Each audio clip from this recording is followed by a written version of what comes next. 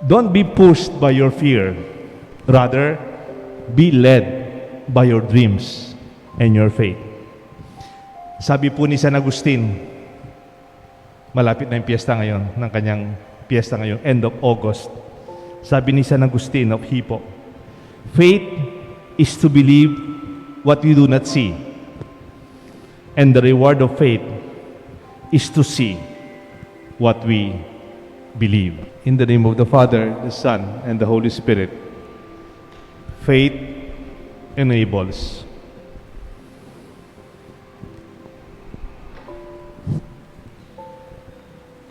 As maybe I could also say, doubt disables.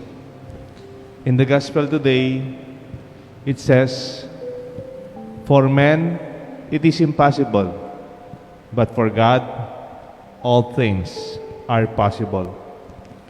When we begin to believe this, that faith is not only about us and about our abilities, but about the grace of God helping us to see beyond our situation, there's something beautiful that happens.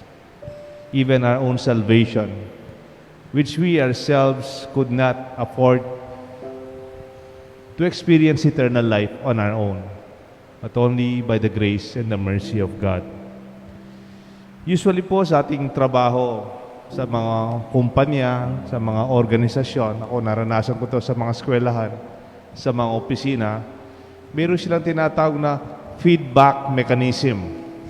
Feedback mechanism is important, that they give you what they saw, what they experience, and give it back to you, feedback. And kung minsan, this even goes to more systematic ways as an evaluation to give feedback. Usually, this is useful and also important, but it takes a lot of time and also a lot of effort. There is this person named Marshall Goldsmith that talks about feed forward. Instead na feedback lang, feedback kung ano yung nangyari, ano yung mali, ano yung dapat ayusin, okay po yun. Pero we also should have feed forward. Bakit natin ginagawa ito? Because we want to move forward, to see something possible. Providing feedback is a long been considered as an essential skill for leaders by the evaluation process that actually consumes time and effort. However, feed forward strives to achieve the goals, focusing on the possibilities and what is doable in a more positive way. This matters also when we have our sense of acceptance, our own capacities and imperfections, our own confidence, self-confidence, to believe also in ourselves, and even self-appreciation, in spite sometimes we cannot do all. In a positive way, our perspective would push us to be able to do something positive. Meron pong isang Jewish maxim. Sabi niya, you think you see the world as it is, you actually see the world as you are. That your perspective will always be the way to describe yourself. Either you really believe or you doubt. Because when you do not have faith, it is more difficult to achieve. When you always doubt, and when you do not believe in our capacity, ang tawag dyan, limiting frame of mind or limiting mindset. Hindi mo kaya yan. Hanggang dyan ka lang. Walang mangyayari dyan. Hindi pwede yan. If that is our thinking, it will be really limiting. It's not possible. It's impossible. Do you remember Jesus when he went home to Nazareth, his own town, in Mark chapter 6, 1-6. In other places, he was able to cure and do a lot of wonders and signs and miracles. Pero sa kanyang sariling lugar, because of the limiting mind, limiting mindset of his own people, miracles did not happen.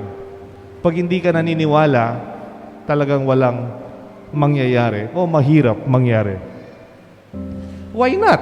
Di ba? Why don't we be open to possibilities, especially for beautiful dreams and aspirations? Madalas ko pong kino-quote si Robert Kennedy sa kanyang expression, people see things as they are, and they ask why. But I see things that never were, and I say, why not? Bakit naman hindi? Bakit naman hindi? Ako nangangarap akong magiging mas maganda ang Sapang Bato sa darating na panahon. Why not? Ako nangangarap ako na magiging mas maunlad ang Pilipinas. Why not? Ako nangangarap ako, mga batang yan nasa harap natin, someday they will be our leaders in our community, in our church. Why not?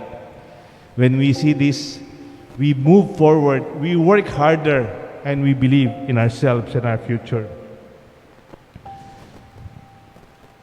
Kaya nga, in that gospel, their lack of faith did not bring miracles when Jesus visited his own town at Nazareth.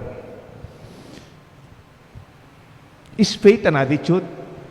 Pag naniniwala ka pa sa Diyos, is just a relative perspective. Ano yan nasa positive thinking lang yan.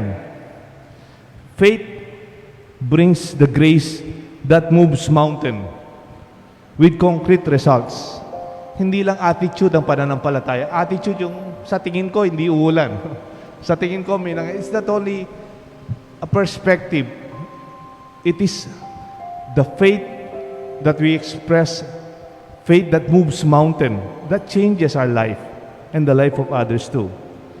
Remember the woman who suffered hemorrhages for 12 years?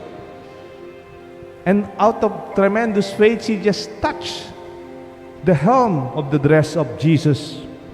And Jesus said to her, "Daughter, your faith has made you well. Go in peace." It was the faith that enables the woman to believe, and she was healed.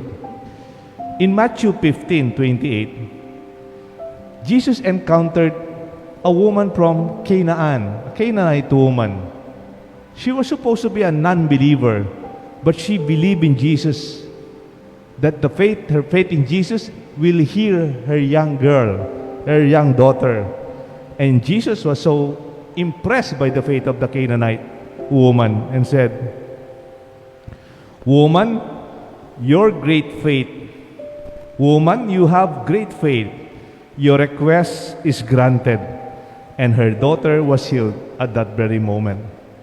These are expressions of faith that changed the lives and brought forth miracles and healing in a very impossible way. Do you remember the centurion who's supposed to be a non-believer too, like the Canaanite woman in Matthew 8? In verse 10 says, when Jesus heard this, he was amazed by the centurion. Kasi sabi na, wag na po kayong pupunta sa bahay ko, just say the word, and my servant would be healed. Ang tindi ng pananampalataya niya. Ito yung expression natin dati dito during the Mass before we receive Jesus. And then sabi ni Jesus, "Truly I tell you, I have not found anyone in Israel with such great faith." Then Jesus said to the centurion, "Go, let it be done as you believed it." And his servant was healed at that very moment. Kaya nga po, kumisan, expression ko sa mga tao, if you think you will make it, you are right. If you think you cannot make it, you are also right. Kung iniisip mo, kaya mo, tama ka. Halimbawa, kaya kong magmotor. Dahil sinasabi mo yan, kaya mo. Magmumotor ka. Pero pag may tinuturuan ka magmotor, ay hindi ko kaya, natatakot ako. Tama ka. Hindi mo kaya.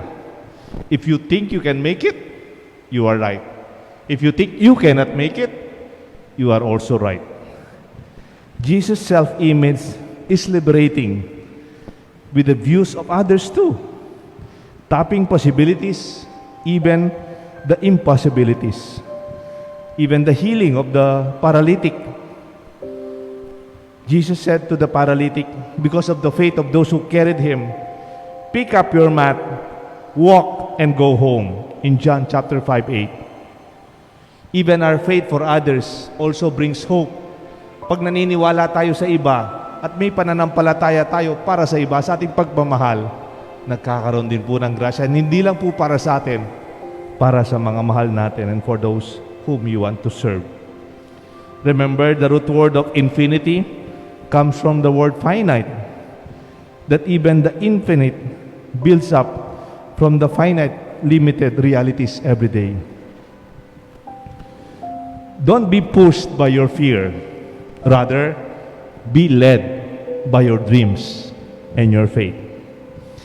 Sabi po ni San Agustin, malapit na yung piyesta ngayon, ng kanyang piyesta ngayon, end of August. Sabi ni San Agustin of Hippo, faith is to believe what we do not see. And the reward of faith is to see what we believe. May God bless us all, the Father, the Son, the Holy Spirit. Please Amen. rise.